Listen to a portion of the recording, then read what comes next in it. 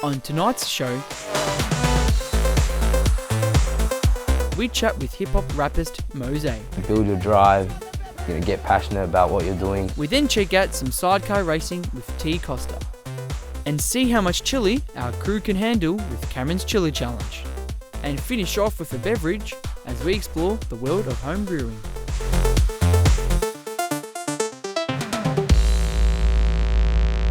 Hey Mesh Heads, and welcome to Mesh Up, a show created by the Cert 4 students here at MIT's Collingwood campus.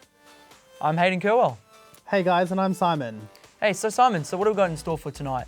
Well, we get a behind-the-scenes look at a hip-hop artist, we visit a racing track with Tonica and crew to check out some sidecar racing. Sweet as. And I'm pretty sure our Mesh Up crew put together a challenge that is pretty difficult. Involves chilies. Yes, that's right, as well as a look into the world of home brewing and a chat from the Loyola School for their film entry that we'll check out a bit later. Sweet, so let's kick off the show with an insight into local hip-hop artists. Today, we'll be having a look at one of Melbourne's freshest hip-hop artists, Mose. Let's check out what Mose has to say.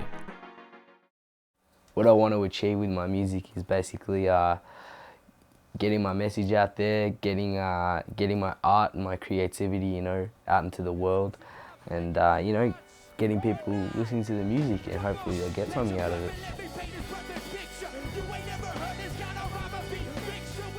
I've been in the industry about 4 years, but I've really been going at it for about 2 or so, and I've been really building my profile for the last 2 years, I'd say. Yeah.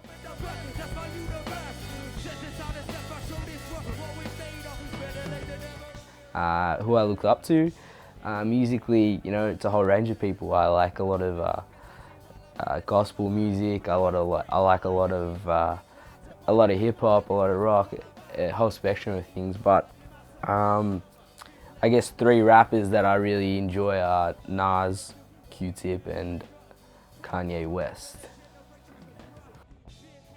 The genre that best defines my music is probably hip hop, but obviously it takes a lot of influences from everywhere.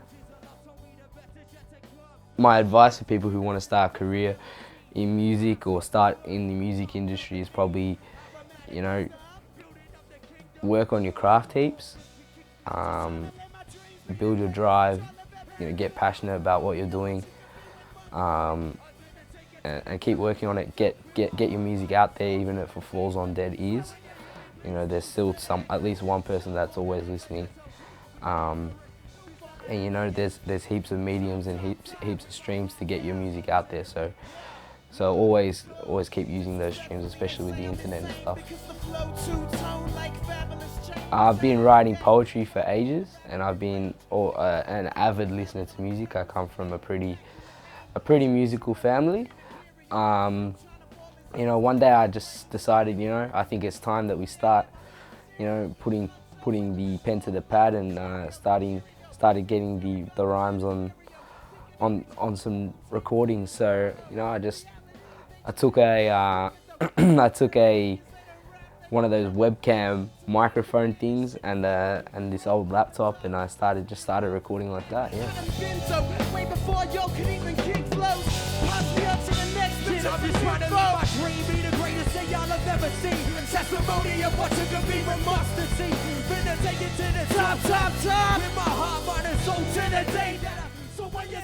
If you would like more information on Mose, or would just like to listen to some of his music, check out these links. Well, that was really cool. It almost makes me want to be a hip-hop performer. Yeah, I'm not really much of a rapper myself, so we have to get Mose to come and teach us. Yeah, I'd say. All right, well, next up, we'll be venturing down the track with T and crew to have a look at some sidecar racing. What's that?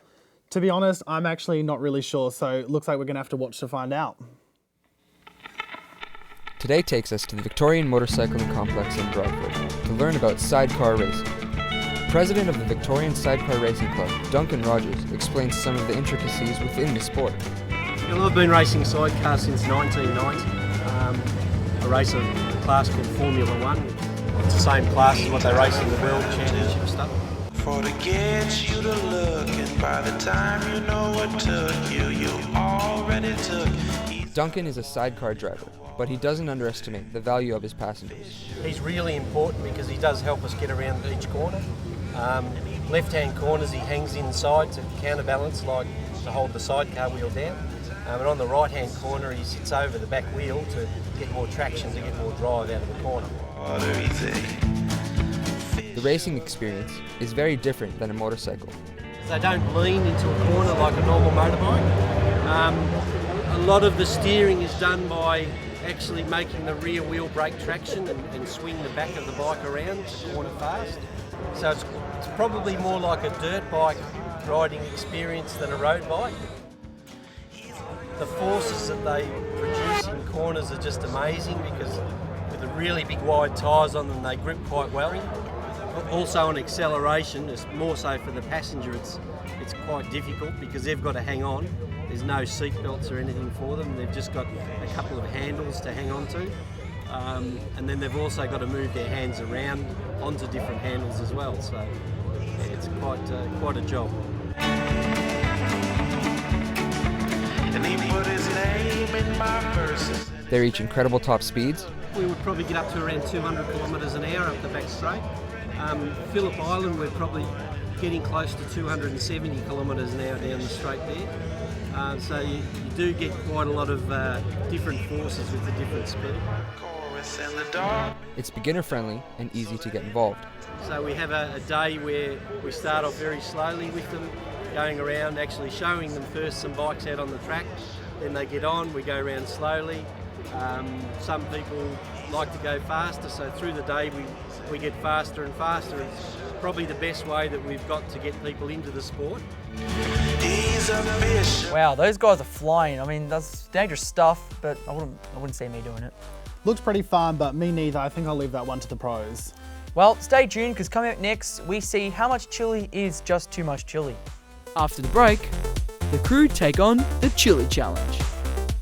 And we investigate how beer is made with home brewer expert Matt.